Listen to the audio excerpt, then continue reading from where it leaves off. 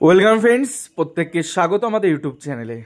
যে সমস্ত ভিউয়ার্সরা প্রথমবার চ্যানেলটি দেখছেন তারা অবশ্যই চ্যানেলটিকে সাবস্ক্রাইব করে দেবেন এবং চ্যানেলের পাশে থাকা বেল আইকনটি প্রেস করবেন যাতে এই ধরনের খবরাখবর সবচেয়ে আগে সবচেয়ে দ্রুত আপনাদের কাছে পৌঁছে যায়। তো 32,000 প্রাথমিকের চাকরি কিন্তু বাতিলের পথে।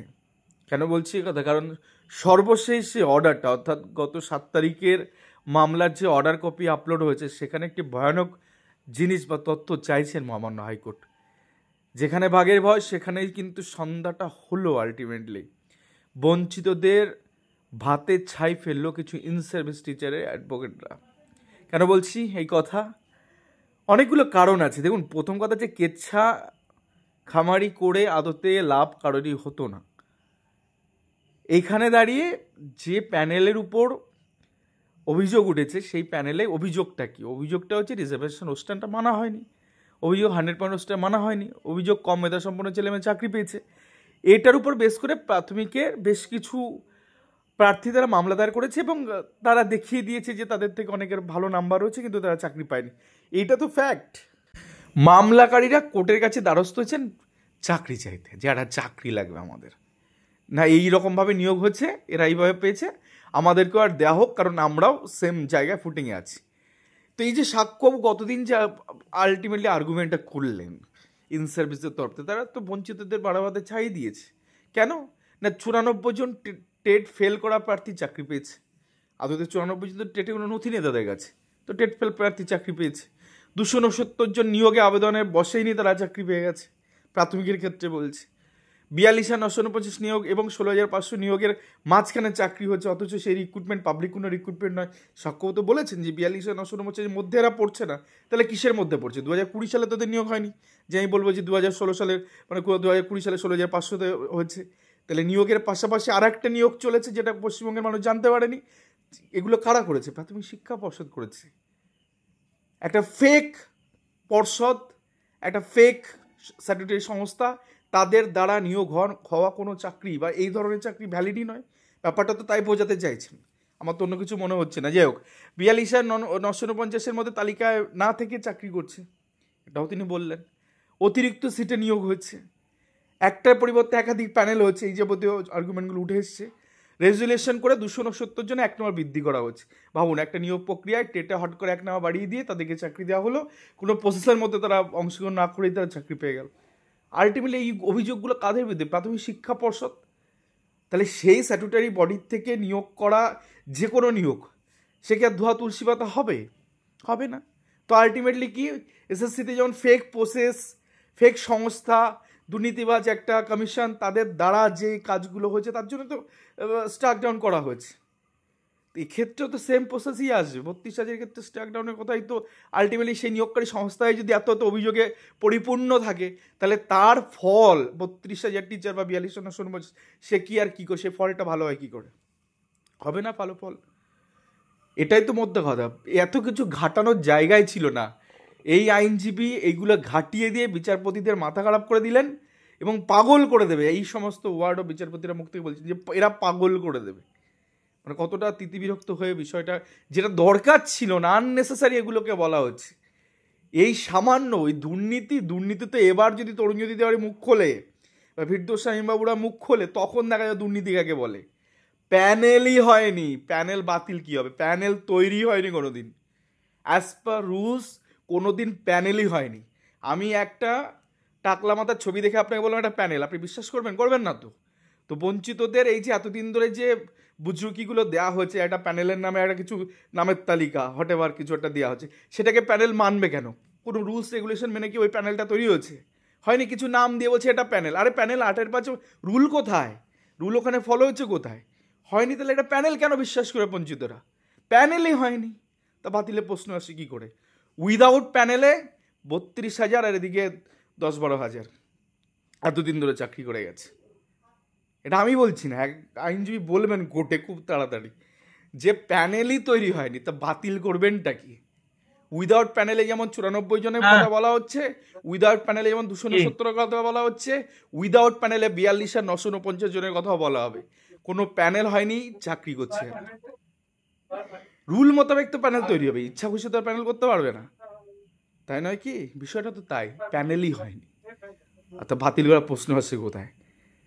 যাই হোক, এই একটা বিষয়। এবং আপনারটা মনে হয় এই দেয়নি বিষয় এখনো। সম্পর্কিত একটা কথা বলে দিই, এই অর্ডার কপিতে কিন্তু চাঞ্চল্য ছড়াবে। তার কারণ অর্ডার কপিতে ঠিক যে আছে, বলে বিষয়গুলো দিচ্ছি। উঠে এসছে, বিচারপতিরা একটা, ধরুন আমি যদি ভাষাও বলি, রিজার্ভেশন রোস্টার ঠিক ছেড়ে আছে, দিন, বলে 100% রোস্টার ছেড়ে দিন, কম মেধা সম্পন্নদের চাকরি সব কিছু ছেড়ে দিন, কিন্তু এই যে প্রাথমিক শিক্ষা হুম। পর্ষদের নামে যে অ্যালিগেশনটা আনা হলো, এবং কারা আনলো? ইন সার্ভিসটা নিয়ে আসলো, যারা চাকরি করছে।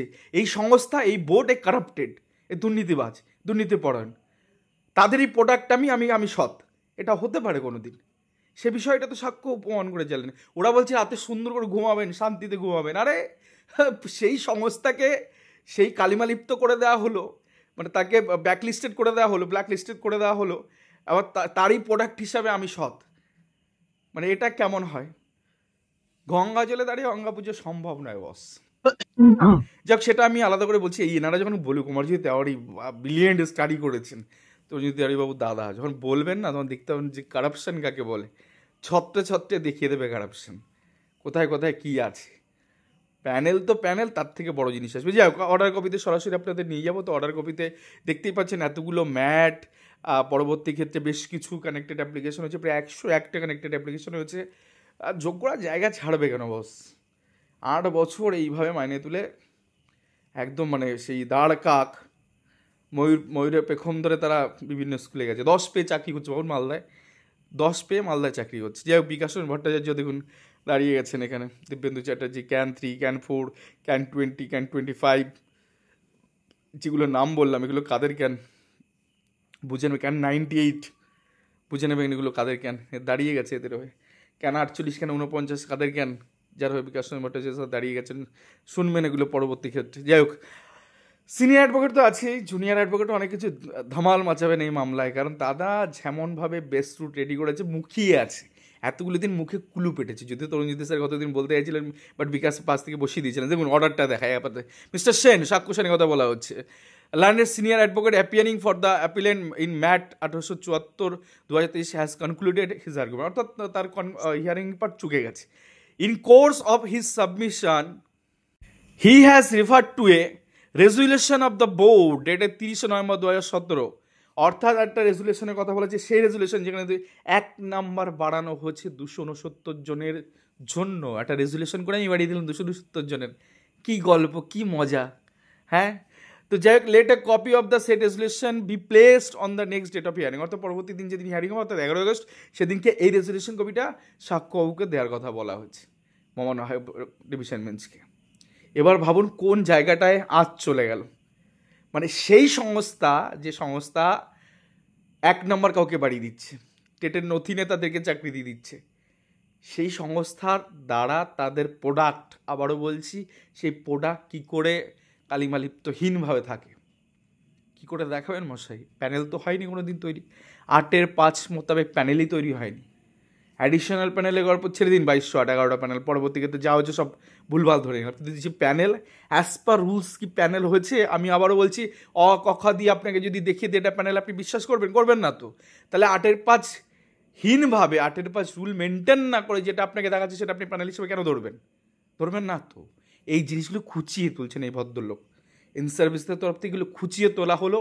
পরবর্তী দিনে যখন বঞ্চিতদের আর্গুমেন্ট শুরু হবে, তখন দেখবেন কারাপশন কোন লেভেলে, গ্রাসরুট মানে কোন রুট পর্যন্ত এটা পৌঁছে গেছে। উইদাউট প্যানেলে 8 বছর চাকরি করছে, এটা আসবে। অ্যাপ্রুভাল ছেড়ে দিন, ডিস্ট্রিক্টে কী ছাই মুন্ডু মাথা গেছে সব ছেড়ে দিন, প্যানেল প্রস্তুতি হয়নি, প্যানেল হয়নি। একটা নামের তালিকা রেডি হয়েছে, সেটা ক্যাটাগরি টু ক্যাটাগরি রাখা হয়েছে, এবং যেটা প্যানেল হতে পারে না, এটা কোনো প্যানেল নয়। প্যানেল ধরুন এই যে আমাদের সম্প্রতি যে রিক্রুটমেন্ট হলো 11,765, সেটাকে তাও আপনি প্যানেলের কাছাকাছি পর্যায়ে ফেলতে পারেন, কিন্তু এটা কোনো প্যানেল নয়। তার কারণ এই প্যানেলে কোনো রিজার্ভ প্রার্থীরা জেনারেলের মধ্যে ঢুকতে পারেন। তাহলে এটা প্যানেল হলো? কোনো প্রার্থী ঢুকতে পারে, এটা প্যানেল হলো? এটা প্যানেল হবে না তো, এটা অন্য কিছু, যেটা আপনাকে দিয়ে ভুলচুক করিয়ে, যার জন্য তো কোনোদিন পাবলিশ আসেনি। আর এটা জানতে পারে কিছু ইন সার্ভিস, তারা দিল্লিতে গেছে, যেটাকে সামনে আসতে দেওয়া যাবে না। ডিভিশনে মামলা করেছে, এটাকে আসতে দেওয়া যাবে না। যদি বেরিয়ে যায় তাহলে আমাদের এই উইদাউট প্যানেলের চাকরি থাকবে না এটা। তো আলটিমেটলি প্যানেল ছাড়া 8 বছর চাকরি হচ্ছে, খুব তাড়াতাড়ি ওটা প্রমাণ হবে, তারপর তো বঞ্চিতদের কথা আসবে। তো এই ছিল, এই জায়গাটা তৈরি করে দিলেন সাক্ষ্য বাবু। যাই হোক, এগুলো আমার বক্তব্য না, উনি বললেন তাই আমি এগুলো বললাম। এই ছিল আজকে গুরুত্বপূর্ণ ভিডিও। ভালো থাকবেন, সুস্থ থাকবেন।